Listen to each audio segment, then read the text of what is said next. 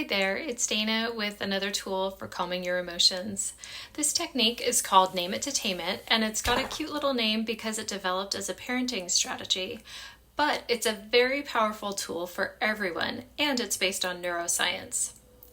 When we pause to accurately name our feelings, it integrates the right and left sides of the brain and reduces the level of intensity to our feelings, which creates more resilience and flexibility.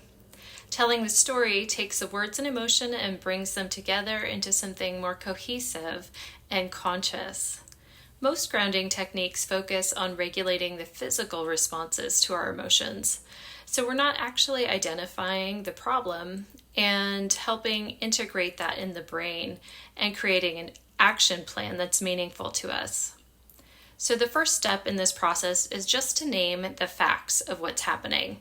I have a job interview and I'm worried I won't do well, or I'm overwhelmed by all the things I have to do, or my Aunt Sarah is sick and I don't know if she'll recover.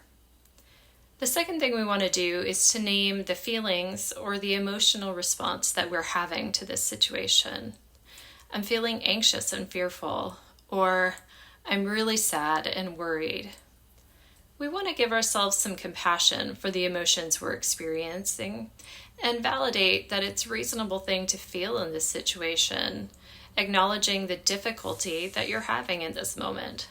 If you have trouble doing this, you may think of what you might say to a friend who is experiencing something similar.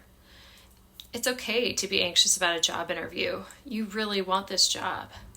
Or, Aunt Sarah means so much to me. Of course, it's normal to feel worried about her health. The third step is to develop a strategy for managing these feelings.